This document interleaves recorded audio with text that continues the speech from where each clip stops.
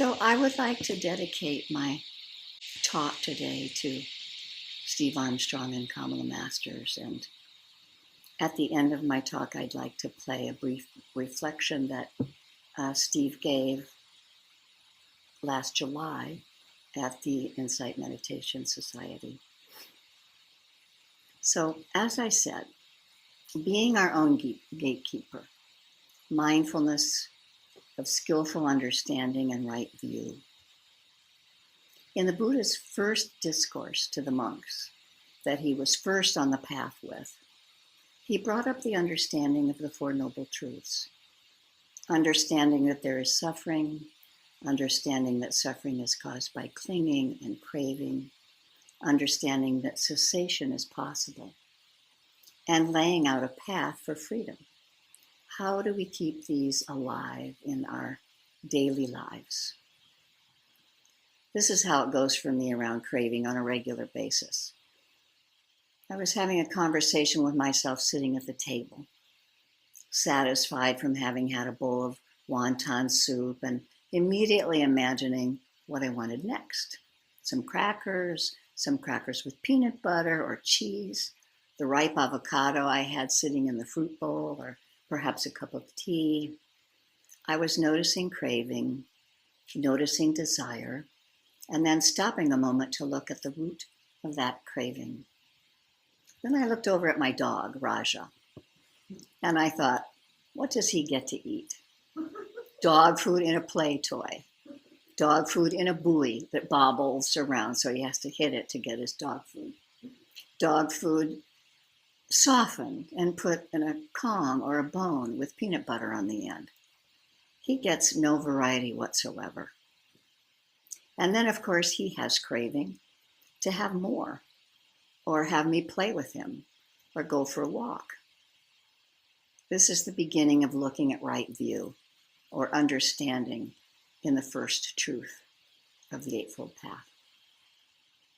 I'm remembering a recent talk by Ajahn Amaro, a wonderful British-American monk in the Ajahn Chah lineage. I know some of you have heard of him. He gave a talk a while back at Amaravati, the monastery where he's the abbot in England, and he was talking about the way he approached renunciation when he was a young monk. He had just joined when he was 21 years old. He was, as he says, eager to get on with this monk business.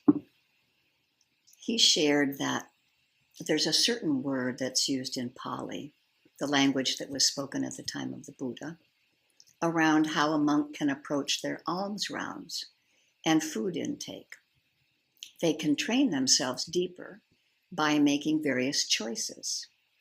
One of them is to only eat what is given to them in their bowl on the alms round, and they don't receive any other food that's offered from the monastery meal serving. And he says you only eat it at one time out of that bowl and not again that day.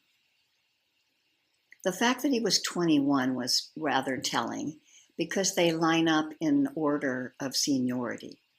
And so he was at the very end of the line of monks. He could see what was ahead. They were living outside a village in which the villagers were taught to grow corn and beans. So they had agriculture there. And so there was some good food provided. He could get close enough in the line to be able to see that there were 5 ears of corn left. And then he counted how far back he was in the line.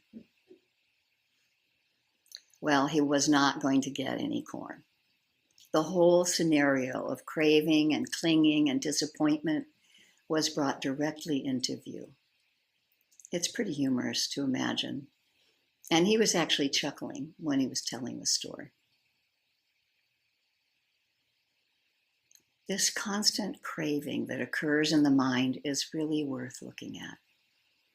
We can see so directly the suffering that happens in the heart and mind. And we continue practicing mindfulness to see where to let go. Letting go of unskillful and continuing training the mind to see clearly what is happening When we don't, it just runs all over the place. Like my dog, when he's looking for bits of dog food that I throw out and I tell him to go find it. Running here and running there, trying to find a little bit of a treat. My mind is like everyone else's, runs here and there, grasping after what it wants to satisfy its next craving. And this is why we train ourselves and embrace the discipline that's needed, understanding the Four Noble Truths, investigating the Eightfold Path, embracing ourselves and others with kindness and compassion. Here I'll mention some about the 8 factors of the Noble Eightfold Path. They're not steps to be followed in sequence one after the other. They can be more aptly described as components rather than steps, comparable to the intertwining strands of a single cable or a rope that requires the contributions of all the strands for maximum strength. With a certain degree of progress, all 8 factors can be present simultaneously, each supporting the others. But until that point is reached, some sequence in the unfolding of the path is inevitable. Considered from the standpoint of practical training, the 8 path factors are divided into 3 themes. And the word right is used. It can also be understood to mean skillful. So the first group of factors is the wisdom factors, right view or right understanding, and right intention or right thinking. And then there's moral discipline, which is ways of living harmoniously with others, right speech, right action, right livelihood. And the next group of factors is concentration, and that's right effort, right mindfulness, and right concentration. Some people put right view and right intention as the last 2, but my understanding and my teaching was that the right view of understanding the Eightfold Path is what, then the Four Noble Truths is what is first, and then right thinking or right intention is what is second. So skillful view or right understanding, right view, it's Sammā Diṭṭhi in Pali. Right view is the wisdom to look at existence from the perspective of the Four Noble Truths, which includes the Eightfold Path. It involves understanding that suffering or unsatisfactoriness is a universal characteristic of existence.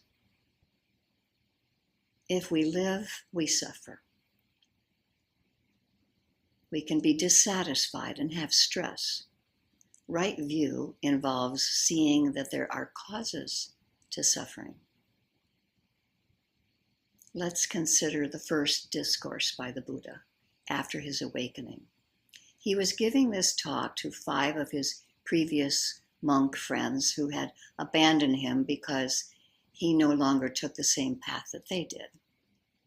And he was telling them that through his clear seeing, he understood the importance of avoiding 2 extremes that were common practices in those days. To avoid indulgence in sensual pleasure, and to avoid that which is devoted to self-affliction and pain. I'm sure you've heard stories of, people laying on beds of nails, and that there were ways of self-affliction, which was one form of practice at the time, and another one was indulging in sensual pleasure, which actually was the way the Buddha was first brought up, as the prince in his palace, indulging in all of the sensual pleasures. Both paths he'd followed, and he didn't find complete freedom from suffering in either path. He said, quote, "Avoiding both of these extremes, the middle way, realized by the Tathagata, which means the enlightened one, producing vision, producing knowledge, leads to stilling, to direct knowledge, to self-awakening, and to complete freedom, end quote. Then he shared the 4 truths that he discovered for himself, which we are also encouraged to discover for ourselves. He went on to say, and what is the middle way realized by the Tathagata, the enlightened one, that leads to stilling, to direct knowledge, to self-awakening, to unbinding?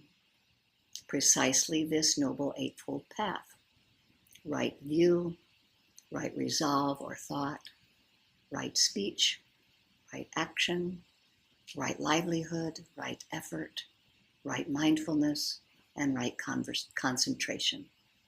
This is the middle way realized by the Tathagata, that producing vision, producing knowledge, leads to stilling, to direct knowledge, to self-awakening, to unbinding. In several discourses, the Buddha elaborates on right view, making an interesting distinction between what we might call worldly or mundane right view. That's the understanding that leads to worldly ease and happiness, and supermundane right view. Those understandings lead to liberation, complete freedom from suffering. Right view or understanding is the understanding that things as they are, understanding things as they are. And it's the 4 noble truths that explain things as they really are. According to the Buddha, there are 2 sorts of understandings. We generally call understanding as knowledge, as accumulated memory, an intellectual grasping of a subject according to certain given perceptions and data. And this is referred to as knowing accordingly, anubbodha. And it's considered not a very deep understanding. Real dharmic understanding, or penetration, pativeda, is seeing a thing in its true nature, without name, without label, without creating perceptions about it. Just like when we say allow sound to come to the ears, without identifying it. And this is possible when the mind is free from impurities of greed and hatred and delusion, and it's fully developed through meditation. This dharmic understanding or penetration in seeing things in their true nature. Right understanding, therefore, is ultimately reduced to the understanding of the 4 noble truths. We can perceive right or skillful in terms of insight into the noble truths. It is a view that helps us realize them for ourselves. This understanding is the highest wisdom, which sees the ultimate reality of liberation, freedom from suffering.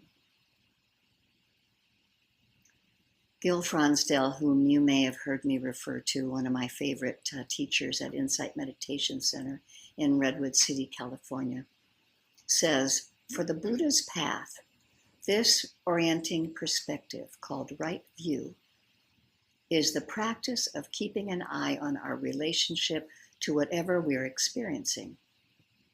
Classically, this is described as using the perspective of the 4 noble truths, rather than getting caught up in our opinion and abstract interpretations of what we're experiencing. In this approach, we ask ourselves a series of questions. So I'm going to ask you to take a moment and just rest your eyes and pause, and ask you if you can imagine a situation where you may have recently felt stress.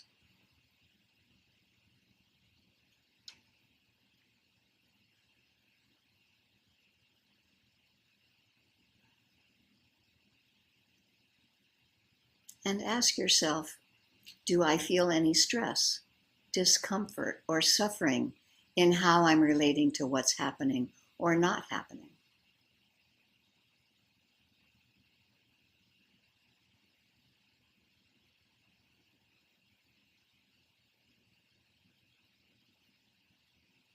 And then we ask ourselves, what is my contribution to this suffering? What am I clinging to that's contributing to the suffering?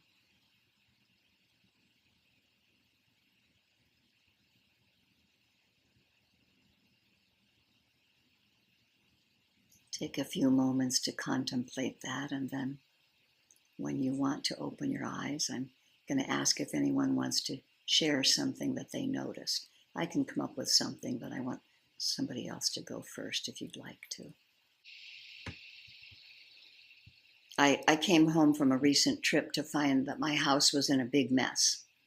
And the dog was unkempt, and he had a red and swollen eye, and I had to make an appointment with the vet. So this caused me a bunch of stress. And my partner was in the hospital. And so when I really asked myself, what is my contribution to this suffering?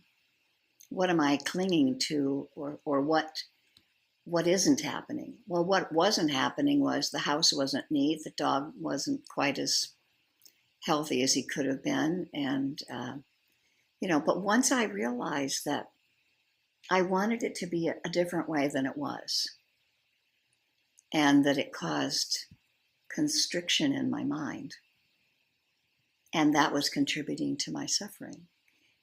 I wanted to come home to a cleaner environment, but shortly after some reflection of my mind state, I realized that I was clinging to the desire of having it be different, and I was able to do what I needed to do and get it done without resentment. But it takes that momentary awareness as soon as we notice stress or discomfort to notice how we're actually contributing to the suffering. Anybody else want to share? I would just say, I don't really want to get up to use the microphone, but that control, wanting control for me is often the cause of suffering. So wanting to be able to, kind of a form of what you're talking about, wanting it to be the way you want it to be. Right. Let me tell the people on Zoom what you said. So it was stated here in the room that one of the aspects of suffering is control, and how we want things to be the way they want them to be. Yeah. And as soon as we start noticing, oh, this is what's happening, we can ease that control a little. Try to, anyway.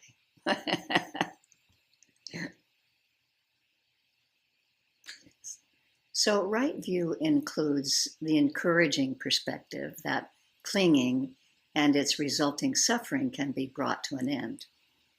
And it also orients us to the practices of the entire Eightfold Path as the easiest and clearest path to liberation from suffering.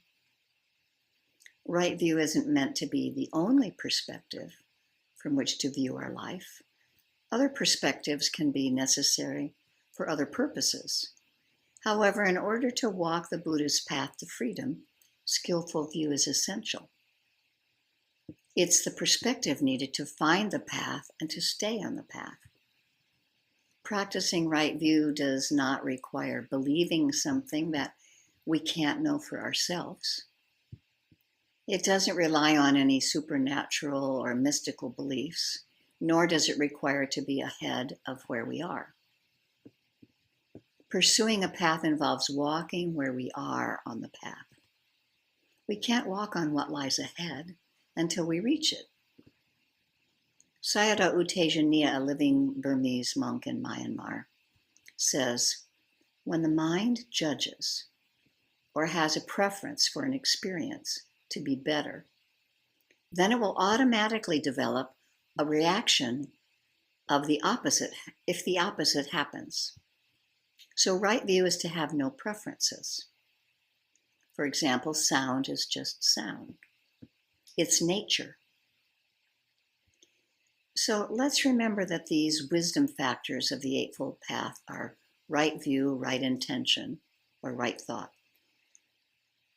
Bhante Gunaratana, a monk in his 90s in West Virginia, who's written very accessible books. One is called 8 Mindful Steps to Happiness. And he says, According to the Buddha, our minds are naturally luminous. In each moment, as consciousness first arises, its spark is bright. In the unenlightened mind, however, that spark gets covered up by the impurities of greed, hatred, and delusion. These impurities obstruct the mind's brightness, leaving the mind dark and miserable.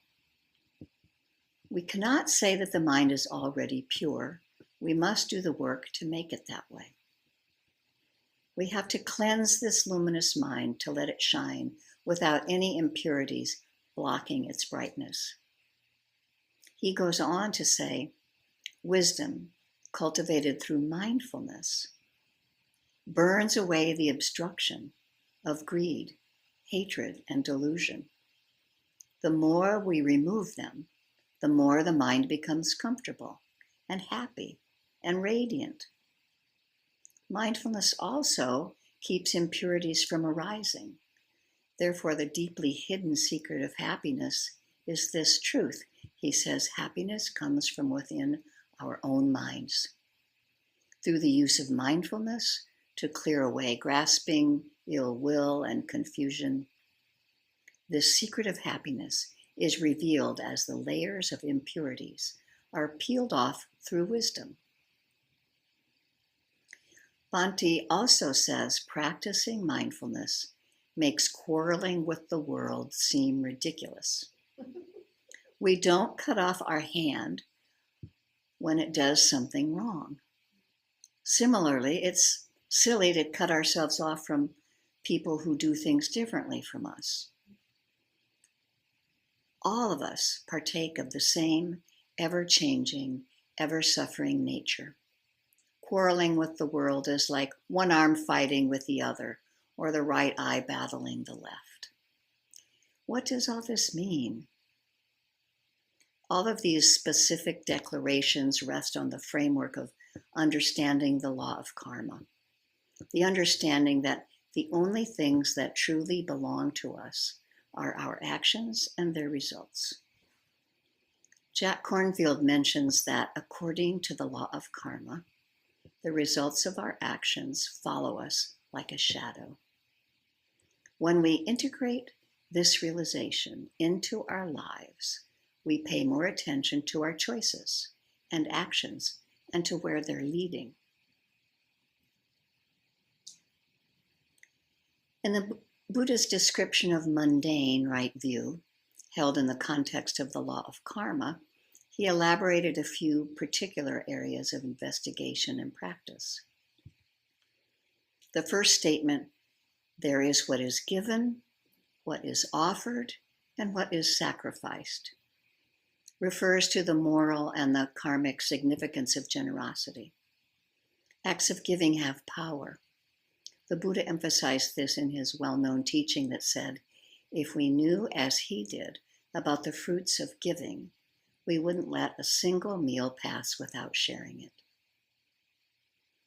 A question for us then is how, in our fast-paced, individualistic culture, can we actually make generosity a practice? One of the ways that Joseph Goldstein mentions in his book Mindfulness, A Practical Guide to Awakening, is to act on each of those moments of generous impulse. If I have a thought, he says, to give, whether a small gesture or something bigger, I try to act on it at the appropriate time, rather than letting the thought simply pass, or second-guessing myself. Acts of generosity bring obvious benefits to the recipient, but they also bring benefit to ourselves, not only in the moment, but also when these wholesome karmic actions bear fruit. Every time we give, we're strengthening associated factors of metta and of letting go, of renunciation in those moments. We have friendly, loving feelings toward the recipient at the same time that we're letting go. And if we consciously reflect on the whole process, then the practice of generosity also fosters the growth of wisdom. I think about this every time I fill a bag to donate to Goodwill, even though there might be some things I reluctantly give up. I give it happily, and I'm reminded that someone else will be very happy when they find one of my items. There are other phases of the description of mundane right view. It's a long and complicated subject for many Dharma talks, but I will mention that there is no way to overestimate the importance of the teachings on the fruit and results of good and bad actions. That our actions bring results, that we are their heirs, the owners of our actions. Putting this understanding into practice enables us to engage creatively with our lives, knowing that our choices, and more precisely, our motivations, shape how our lives unfold. We begin to take a much greater sense of responsibility for what we do, knowing that it has consequences both in the moment and for the future. What we can remember is that any action that comes from a mind under the influence of greed, hatred, or delusion leads to suffering and is unskillful. And the opposite is true.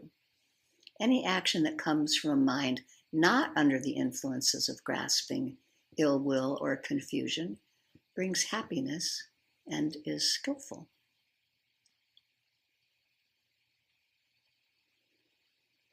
I can give you a small example that happened a while back. I was having to go on a drive from Portland to Beaverton at 5 o'clock during rush hour. And it was almost dark and raining. All of the lights on the highway, cars rushing to go on and off entry ramps, and the reflection of the headlights on the wet pavement. And I was the passenger, and I was in a rush to go pick up my car at a certain time. And we were stuck in traffic. So you know what happens. The mind is immediately filled with dissatisfaction, anger, ill will at the drivers. After a little while, mindfulness kicked in, and I was able to see the constricted state of mind that I was in, and began actually wishing everyone in each of those cars to be filled with kindness. And there were a lot of them coming and going. And I wished them to be safe and protected in getting where they were going. And shortly after that, I realized with happiness that the state of this mind had changed.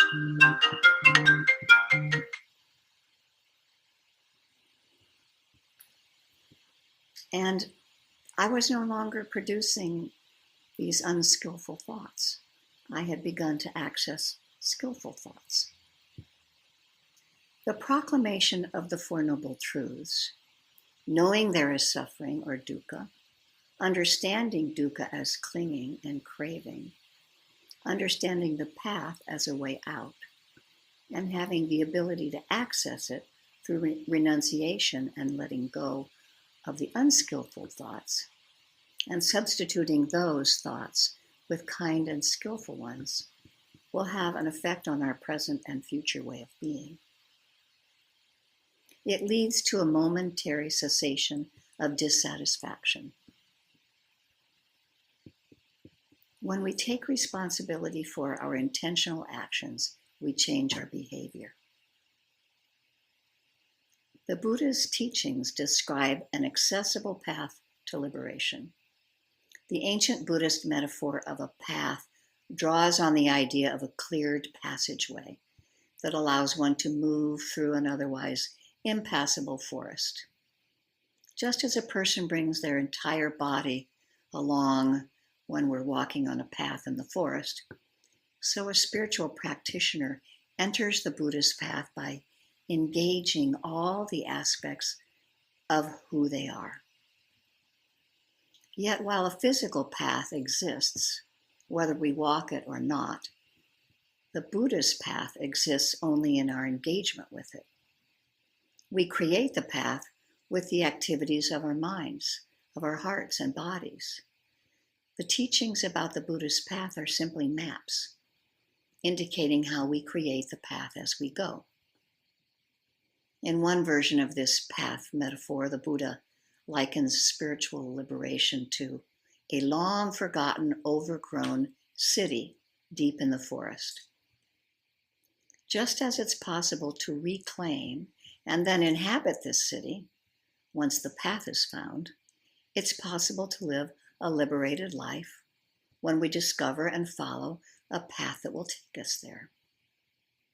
Building on the metaphor of the forest path, the Buddha compared the forest's dense undergrowth to the many mental and emotional objects that limit our freedom. We each have our own inner wilderness with its dangers and challenges, but we also have within us what it takes to free ourselves from these dangers. Because both the path and the obstacles are found within us, the Buddhist path requires us to take responsibility for our thoughts, attitudes, and actions. It builds on the principle that we can move forward towards liberation by disengaging from views and behaviors that weigh us down, and by replacing them with behaviors that lighten us and support us as we proceed. There's a lot more in this conversation about super-mundane right view and those understandings that lead onward to nibbana and total freedom, the subtlety of wrong view, enhancing right view of non-self, and observing the changing nature of the aggregates. But for now, I think I've given you enough to contemplate. And if any of it seemed too complicated, don't worry about it. Just let it wash over you. You'll hear it, more of it, right view or skillful understanding in different ways over the years of your practice. So let me check the time.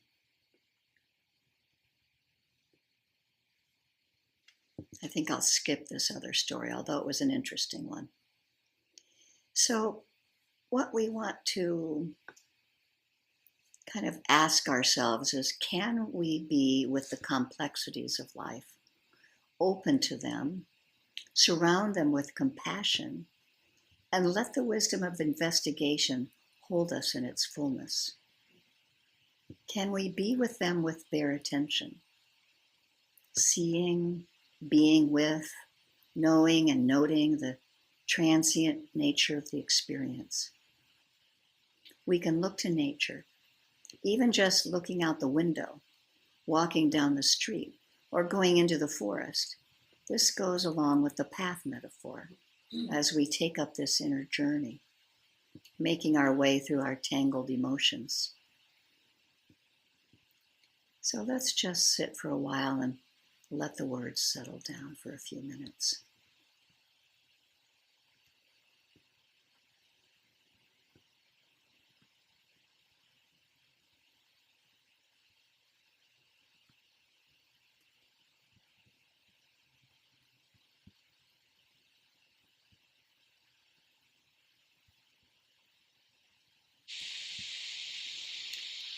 One of Sayadaw U Tejaniya's quote says, "Right view is the idea that mental and bodily processes are nature. They have their own nature, and they're showing that nature to us. That's something to learn from. If we can tap into this truth, then we won't struggle so much. We won't be buying into the story, why is this happening to me?" And using the Buddha's image of an overgrown forest path, liberation is described as something we uncover rather than attain. Each moment of clear seeing helps clear the way, allowing us to meet life with greater compassion, steadiness, and freedom.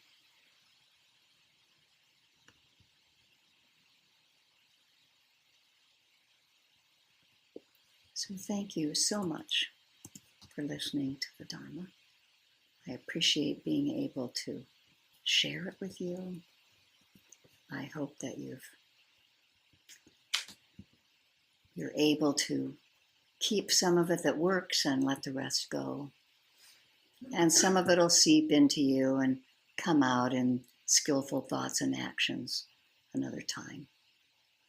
So may we navigate our own overgrown forest with mental and emotional obstacles that limit our freedom. We each have our own inner wilderness with its dangers and challenges, but we also have within us what it takes to free ourselves from these dangers. I'd like to end this, if it will come through the sound. I don't know if it will, but I'm going to try. It's coming through the wrong microphone.